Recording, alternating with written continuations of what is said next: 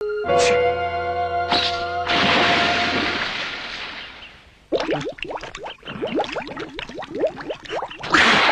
at this dude. Wait till you see the. No, no, no, no.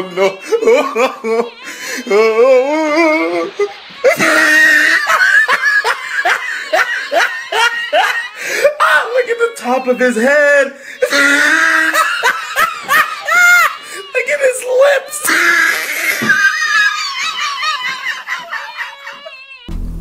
After a whopping 613 manga chapters written into the Dragon Ball franchise proper at the time of this recording, it would not be outlandish to say that Son Gohan may be the most controversial character written into those many pages.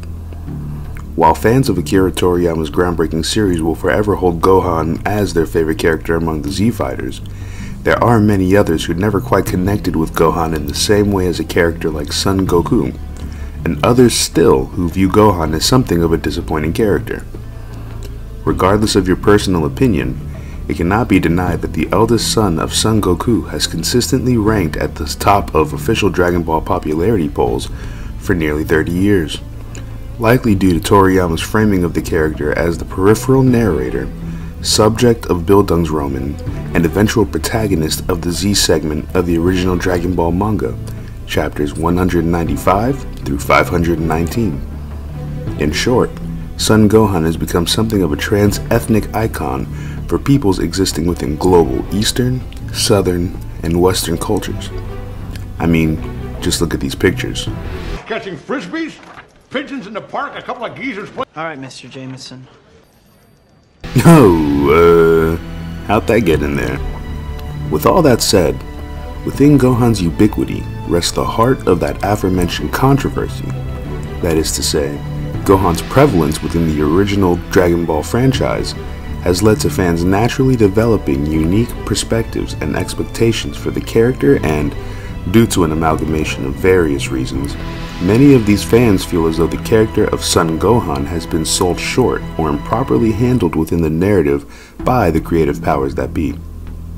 What makes the Gohan Problem even more unique is that among those who believe that the character has been mishandled, there exist disagreements as to how the character has been mishandled, when the Gohan Problem started, and what should be done with the character in the future to repair the metatextual impression of Son Gohan.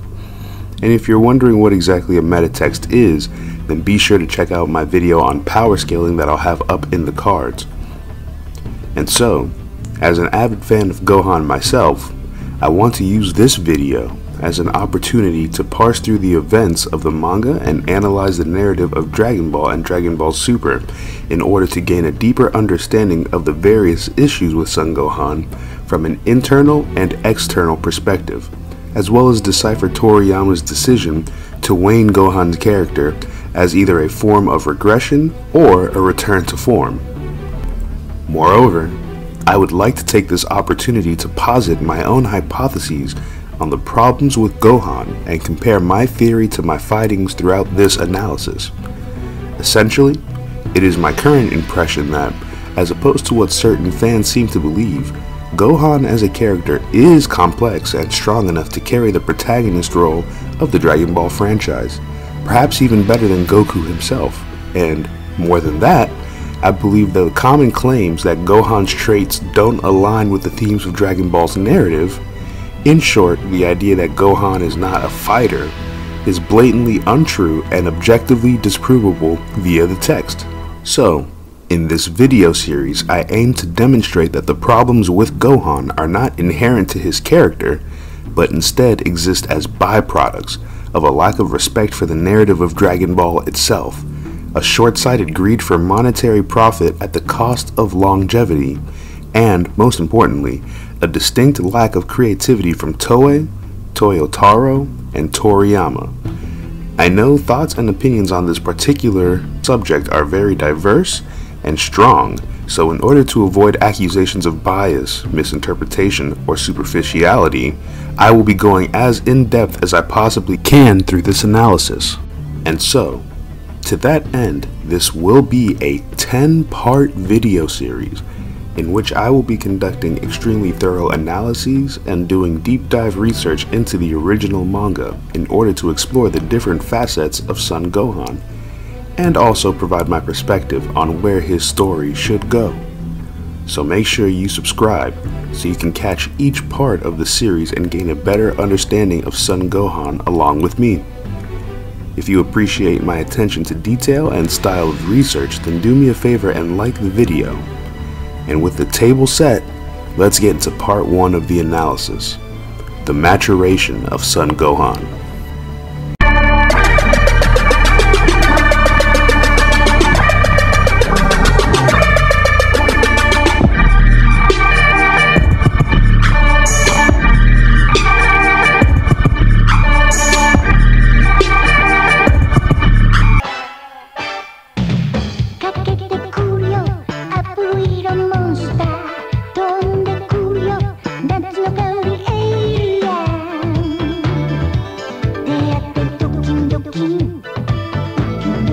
Who is Son Gohan? Before we can analyze the issue with Son Gohan, it's important that we have a comprehensive understanding of who this character is and his relationship with the text as a whole. Son Gohan, introduced in chapter 196 of the Dragon Ball manga, or chapter 2 of what is now considered the Dragon Ball Z portion of the manga, is drawn for the first time alongside his father, Son Goku.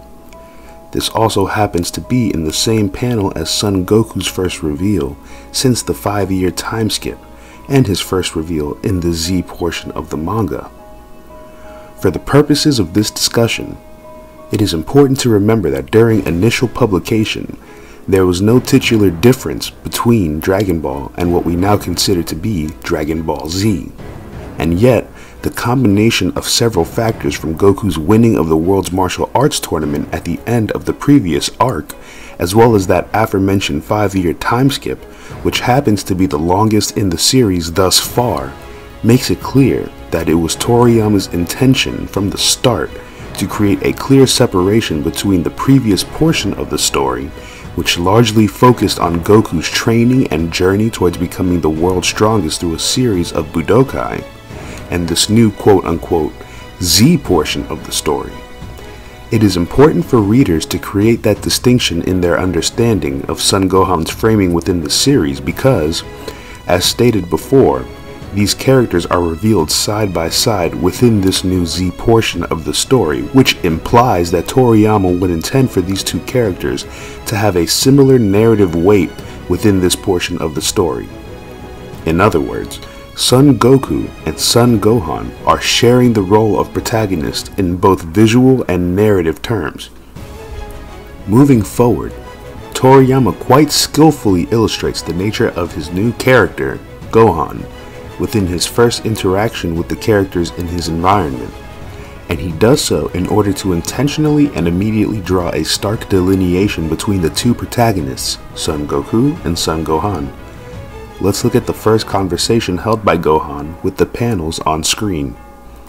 Bulma asks the boy his age, and Gohan is able to answer by holding up the correct amount of fingers. Bulma proceeds to comment on how Gohan is polite for being Goku's child, and Goku attributes this to Chi-Chi's influence, and in the very next panel, Bulma notices that Gohan has a tail just like his father. So let's examine what exactly Toriyama has managed to do within just these 4 narrative beats.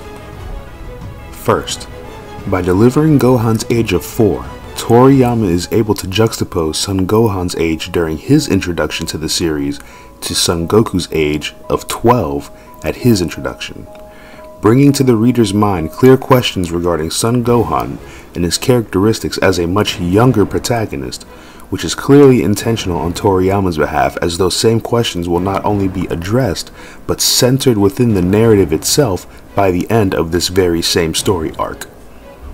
Moreover, Toriyama draws a direct comparison between Son Gohan within the Z portion of Dragon Ball and Son Goku of the past by having Gohan be able to correctly state his age when asked by the character Bulma, whereas when Goku was asked this same question by the same character Bulma in Chapter 2 of Dragon Ball, he he incorrectly answered the question, which was later confirmed to be because of an inability to count later on in Dragon Ball Chapter 41.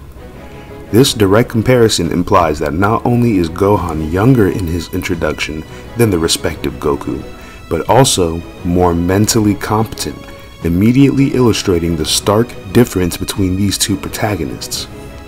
Taking this a step further, Bulma directly comments, and I quote, "He seems awfully polite to be yours," which is yet another intentional move by Toriyama to draw a clear distinction between the qualities of a young rambunctious Goku and the current well-mannered Gohan. At this point, Goku responds to Bulma's observation by stating, quote, "Well, Chi-Chi's been teaching him and all," which is clearly Toriyama establishing that this new protagonist, Son Gohan, is very familiar with the typical human customs and interactions, yet again reinforcing the parallel between Son Goku and Son Gohan, but from a different angle. Specifically, that while Goku has always been somewhat alien from the human behaviors that other characters demonstrate, an idea that would be legitimized in this arc with the revelation that Goku is literally an alien, Gohan is familiar and attached to the customs of human and societal interactions. In other words, possessing an earthling's nature due to the influence of a maternal influence that Goku never had access to in his youth. And finally, Toriyama ends this narrative and visual summation of Son Gohan by directly contrasting his previous beat by having Bulma notice Son Gohan's tail in the very next panel, which yields an immediate implication for the readers. Said implication being that while Gohan may have taken on the quote-unquote nature of a typical Earthling due to his unique maternal influence, he still very much shares the wild and primal genetic disposition of his father, which readers would soon attribute to Saiyan biology. So to recap, within only 4 manga panels, Toriyama is able to establish that 1.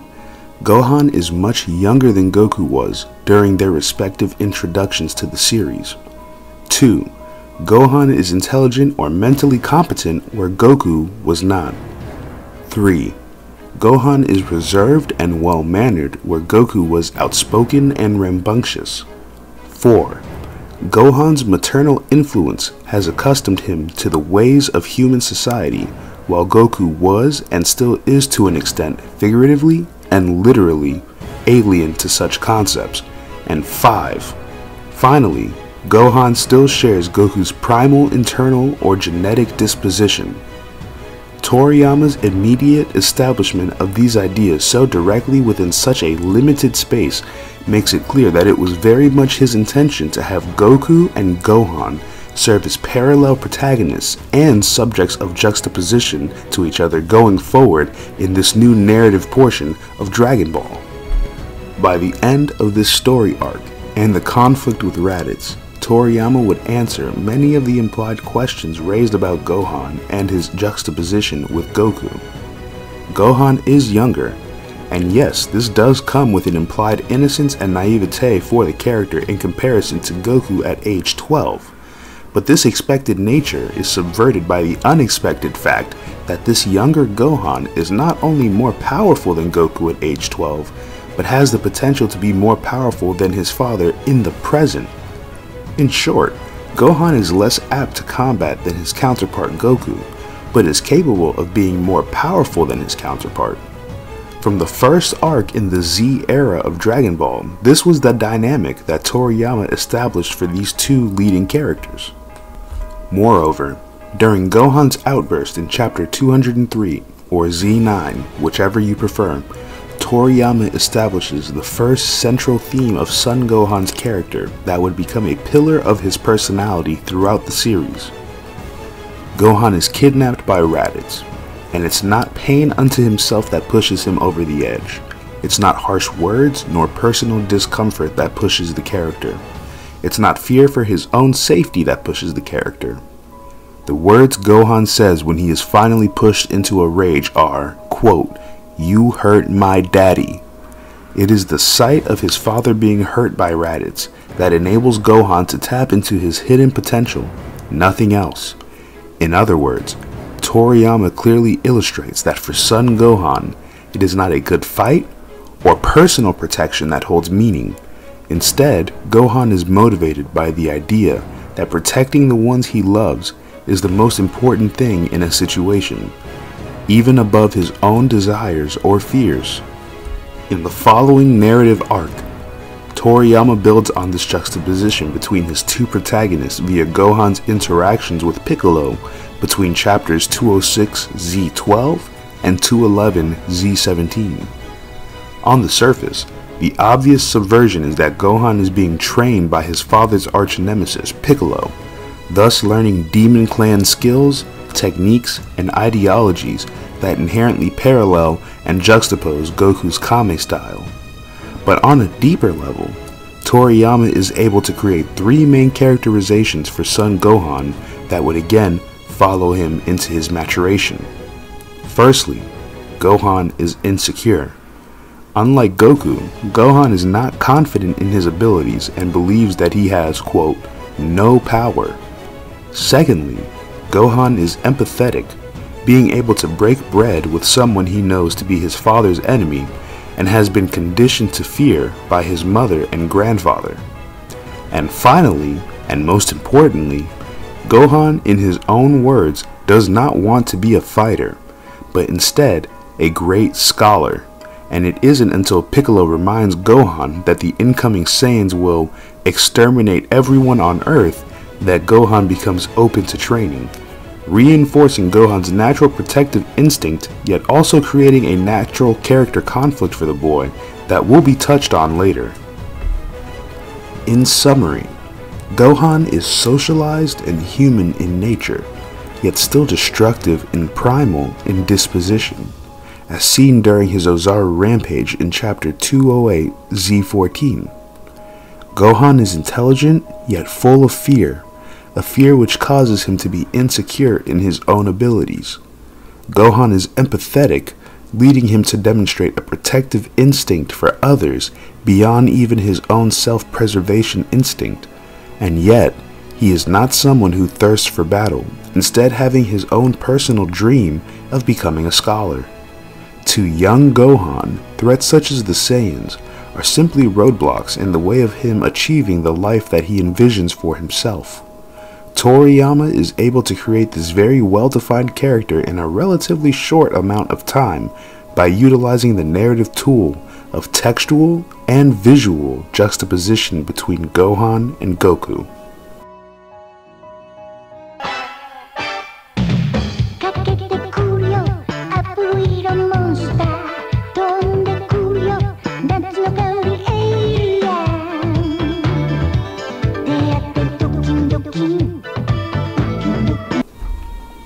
At this point in the narrative, it is important to discuss a subtlety of Son Gohan's development that has been lightly broached since the character's introduction. Beginning in chapter 196-Z2, Son Gohan's relationship with his Saiyan nature, at the time represented by his tail, has been depicted through fear, a literary motif first demonstrated via the supporting characters at Kame House in regards to Gohan's tail, and a motif that would be continued throughout Gohan's literal and narrative maturation.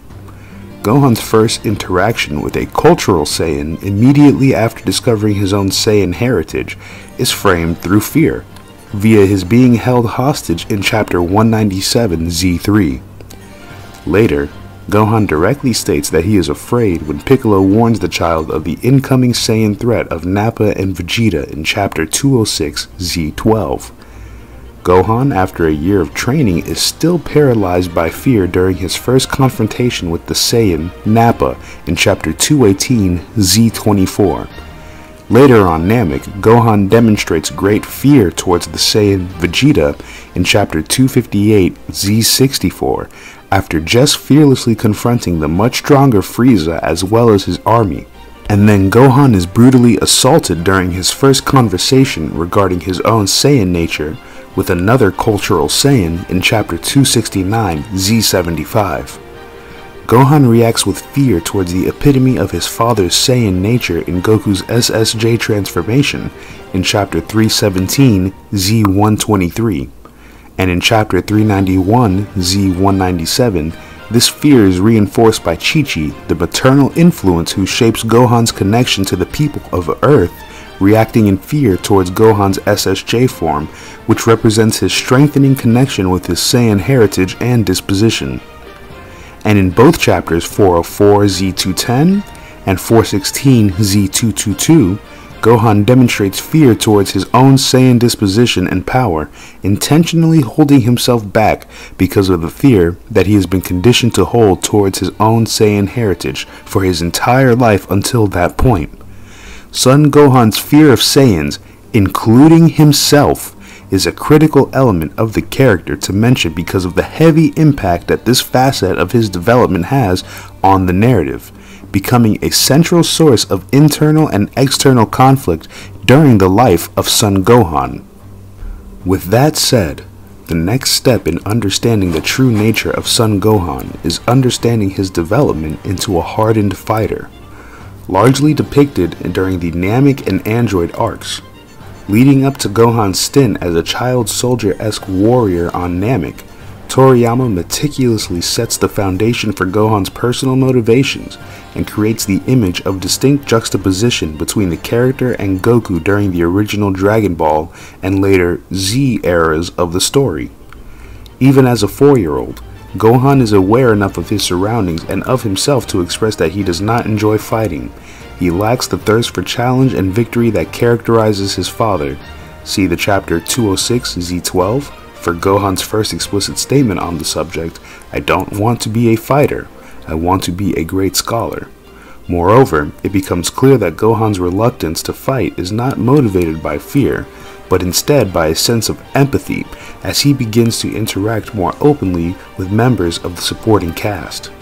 Toriyama begins expressing Gohan's empathy for those who would otherwise be considered enemies early on in his development, for example, in 211 Z17, as he speaks kindly of the man whom he has been conditioned to fear his whole life, as we mentioned earlier. And within these elements is where Toriyama truly establishes the framework for Gohan as a fighter, and begins to answer the question of why the empathetic and almost pacifist Gohan accepts his role in combat.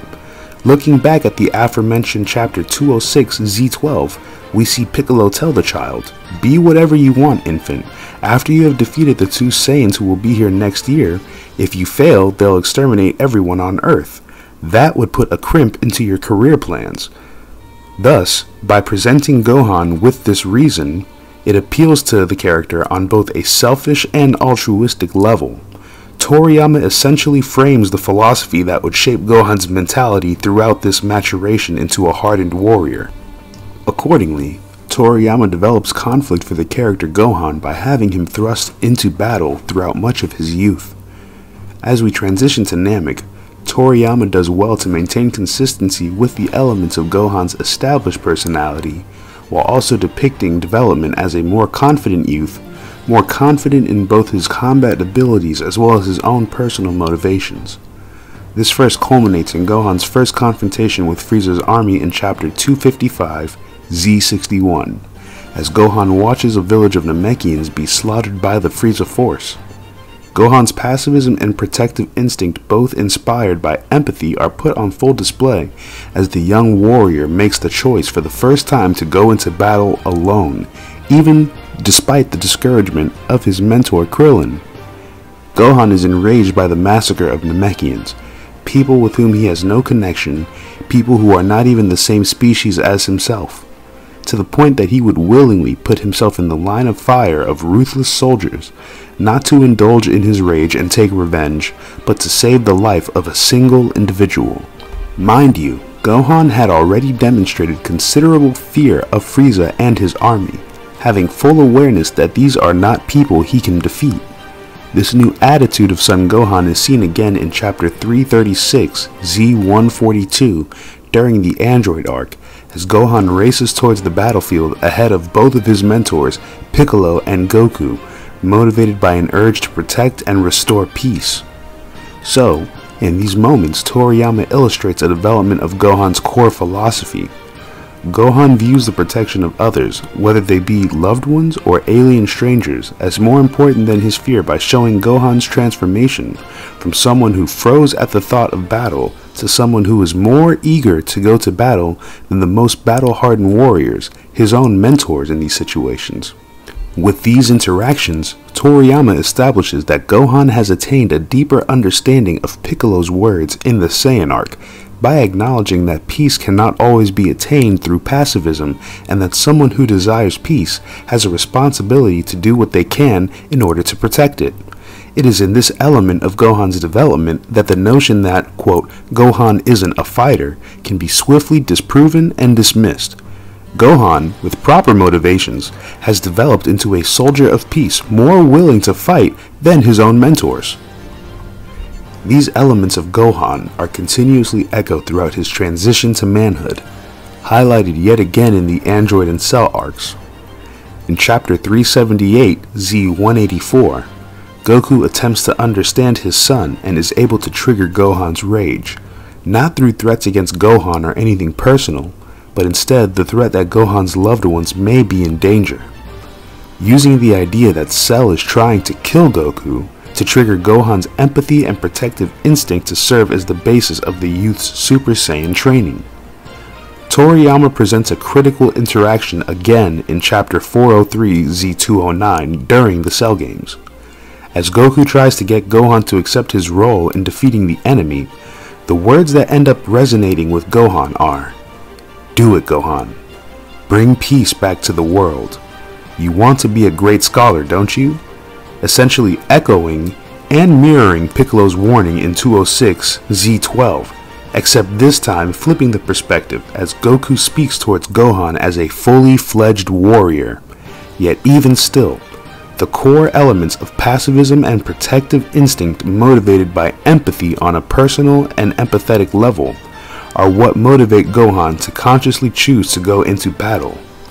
And even during the verge of his emergence from the innermost cave, in literary terms, Gohan is able to maintain his convictions established on Namek, desiring to do no more than necessary to maintain peace as he once again channels his empathetic nature towards his mortal enemy, Cell, as seen in 404 Z210, again establishing that he does not like to fight, not due to fear, but because Gohan, quote, doesn't want to kill anybody, not even someone as awful as you. And so, what has Toriyama presented the readers through the illustration of the numerous trials and tribulations of Son Gohan? Essentially, a true framing of Gohan's arc as a vulgar or Campbell-esque hero's journey, as the young Saiyan crosses the threshold of human limitations and matures in the face of his experiences and tests before approaching his innermost cave with a more developed understanding of the harsh realities of the external world and his own empathetic internal motivations.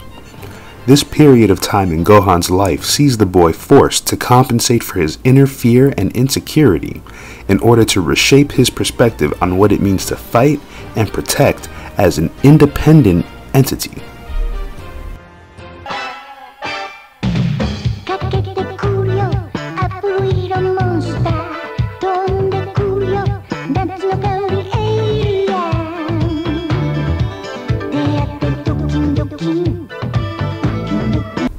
And now, we must discuss the culmination of Gohan's maturation in the form of his battle against Cell, which sees the character transition from his narrative, innermost cave, towards facing his hero's ordeal.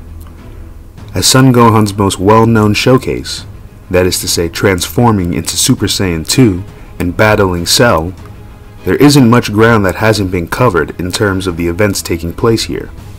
And yet, I believe there are elements in terms of Gohan's internal narrative development that largely remain undiscussed within the metatext.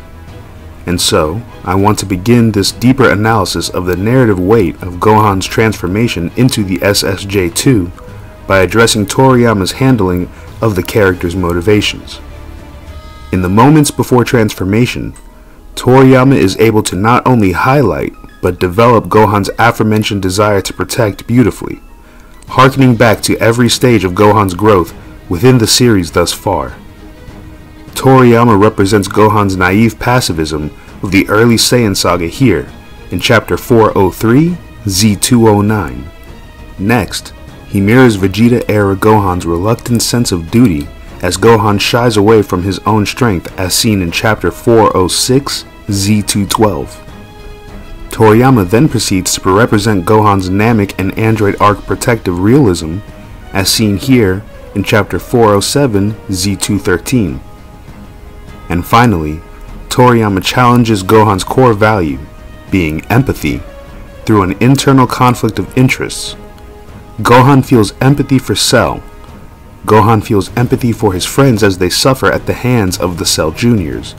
And Toriyama highlights the true, indiscriminate nature of Gohan's empathy later in Chapter 407, Z213, as he folds Android 16 back into the narrative, subverting expectations, as it is Gohan's empathy for this stranger, not even a living being, that is able to pull the young warrior from the depths of his innermost cave with a single word: protect. This appeal to the deepest motivations of Son Gohan is what launches the character into a new stage of his development on an internal level as well as an external level, represented by the visual difference of SSJ2. It is at this point that Gohan meets his true ordeal along his hero's journey, and Toriyama subtly and skillfully subverts the expectations of readers as he reveals that Gohan's true enemy is not Cell, but himself. If you've seen or read Dragon Ball, then I am sure you are familiar with what happens after Gohan takes on his SSJ2 transformation. In short, as Gohan becomes a Super Saiyan above a Super Saiyan, and is narratively pushed closer than ever towards the Saiyan genetic disposition mentioned earlier, Gohan experiences a radical shift in his outwards persona, seeming to leave behind his human nature in favor of an attitude more in line with actions taken by characters like Vegeta and Goku. In other words, in line with that Saiyan disposition. Just as he first presented the culmination of Gohan's heroic traits on Namek, Toriyama is now illustrating the inevitable crossroads between the flaws of Gohan's character that have been present since his introduction. It is this crossroad of flaws that becomes Gohan's own true ordeal, his own hero's fatal flaw, as it takes the form of a super pride, if you will, as clearly seen here in Chapter 411, Z217. So let's take this opportunity to analyze exactly what Toriyama has done here and how exactly Gohan has reached this point. Gohan's quote-unquote super pride is the result of two main contributing factors based on the text. The first of which being a gradual development within Gohan's character and a tangible result of the metatextual and in-universe juxtaposition between Son Gohan and Son Goku. That is to say, as a result of the points of comparison between those two characters, largely the difference between Goku's willingness to do battle as opposed to Gohan's empathetic nature discussed in the previous section of this video, in combination with other points of comparison such as age, Son Gohan has slowly developed a sort of insecurity, an inferiority complex if you will, in regards to the differences between he and his father. Beginning in Chapter 206, Z12, Toriyama depicts Gohan as someone who doubts his own abilities, even in the face of tangible evidence or statements to the contrary. In this instance, flat out saying, quote, "I don't have any power." This trait persists throughout Gohan's maturation, with other examples coming on Namek, such as Chapter 303, Z109, when Gohan again doubts his own strength against Piccolo's words, as he says, "It's no use, I used everything I got, but it wouldn't work." With this trait coming to a head during the Android arc, when Goku and Gohan are directly compared within the narrative in Chapter 377, Z183, with Goku claiming that Gohan will surpass him, and Gohan outright denying this as a possibility. This trait even resurfaces after Gohan has tangibly surpassed his father with the SSJ2 transformation. Gohan gives up hope in his own ability, literally telling Cell, "Just get it over with. I know it's pointless to resist. and is only able to strengthen his resolve again at his father's behest in chapter 415 Z221. The point is, Gohan has always been depicted to have an insecurity regarding his own abilities, and this quality would develop into an inferiority complex that consistently skews Gohan's perspective within the narrative. The second contributing factor in this equation is the aforementioned fear of Saiyans that Gohan possesses, a fear that extends even towards himself. Gohan, on a subconscious level, fears his Saiyan heritage and the destructive capabilities that come along with it, largely due to an inherent incompatibility between Saiyan lifestyle and mentality and human culture and societal structure, an incompatibility that is highlighted by Gohan's maternal influence, who herself harbors ill will towards the display of Saiyan disposition. Due to these factors, Gohan has lived attempting to repress his own Saiyan disposition and lives with a subtle anti-Saiyan complex even towards himself as it warps his perspective on his own being. Understanding these two flaws within Gohan's character throughout his adolescence is vital to understanding what exactly Toriyama is trying to convey with Gohan's character after his transformation into SSJ2. According to psychologist Dr. Lisa Bailey, confidence and arrogance come from different sources. Arrogance is rooted in insecurity, a defense from feelings of weakness that are unacceptable and unclaimed. An arrogant person generally has a skewed view of the world and a warped understanding of themselves." End quote. In other words, Son Gohan experiences an exceptional susceptibility to Saiyan pride on occasions where he is forced to embrace his Saiyan genetic disposition as a result of both a long ingrained insecurity in his own abilities as well as his self-repression due to a conditioned fear of Saiyans. Toriyama carefully depicts these elements throughout the story, culminating them in the fight against Cell, in order to craft a complex central source of internal conflict for Son Gohan, and skillfully externalizes those conflicts with Gohan's SSJ2 transformation in order to serve as the crux of Son Gohan's character as he leaves adolescence behind and enters into maturity. This conflict comes to a head when Toriyama proceeds to use the narrative in the form of the sacrificial death of Son Goku in order to present Son Gohan with his own flaws in order to illustrate Gohan's true ordeal when speaking in terms of Christopher Vogler's modernized version of the hero's journey. The genius of Toriyama's writing of Son Gohan is revealed upon realizing that, despite his typical style of discovery writing, he clearly and consistently developed Son Gohan for over 200 chapters with the idea of this moment in his mind, a moment where Gohan is presented with his subversive hero's ordeal, the challenge of overcoming himself, whilst also at his most vulnerable due to the removal of Son Goku from the story via Gohan's very own mistakes. The villain Gohan must defeat is his own nature, and the internal and external stakes are at their highest as that same villain, Gohan's nature, has caused the death of Gohan's narrative mentor, Goku. Through death, Gohan grasps the true nature of his ordeal in chapter 413 Z219 and must either fail or be reborn. Through the presentation of this narrative ordeal, Toriyama simultaneously crafts the most interesting and narratively complex character in Dragon Ball, while also transitioning Goku out of the story to make space for a newly forged Gohan to fill the role of the sole protagonist. And with all that said, who, at the end of his journey of maturation, was Son Gohan? From the time he was a boy who dreamt of being a great scholar, Son Gohan was a character set in stark juxtaposition to his father, intelligent, socially aware, and empathetic where his father was not, yet at the same time naive and full of fear. Son Gohan was born with amazing power that he would channel unconsciously in response to a protective instinct born out of his natural capacities for empathy, a Saiyan power and disposition that Gohan himself was afraid of.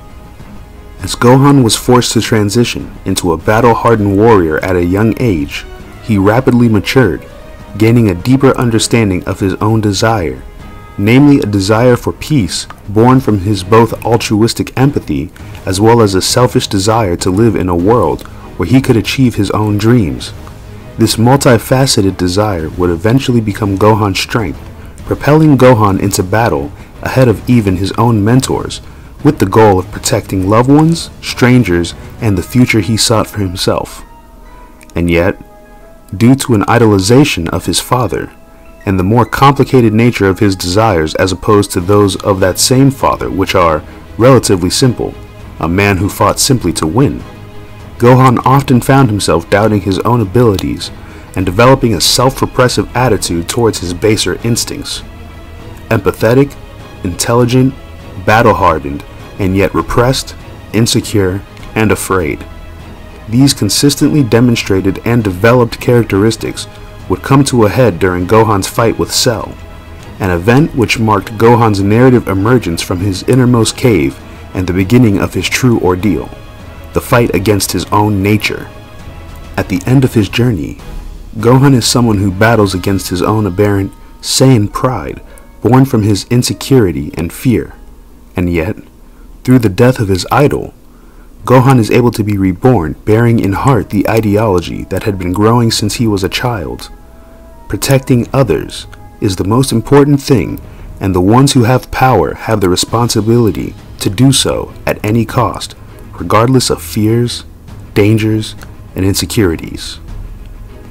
This is the Son Gohan Toriyama presents us with as readers transitioned into a new era of Dragon Ball, led by the new sole protagonist. That's where we'll wrap this first entry of this 10-part complete analysis of Gohan and the Gohan Problem up. Next time, we will be addressing the significance and brilliance of the Great Saiyaman concept within Gohan's narrative arc, including things like the inspirations from Western heroism, the hero's journey in greater context, the introduction of Videl, and more. So if you enjoyed this video, definitely be sure to subscribe. I've already written out the entire Gohan analysis script, and now it's just a matter of recording and editing each individual part, so these will be coming out relatively quickly from this point on. If you learned anything new or are just a fan of Gohan, I'd appreciate it if you dropped a like on this video, and if there's something you want to add to the conversation, leave me a comment and I'll be sure to respond. Check out my book, Villain, on Amazon if you can. It's an enthralling narrative in script format interlaced with original artwork by me and my team that I am really proud of. If you can't spend the money at the moment, I totally understand, so just drop a like on this video to make me smile.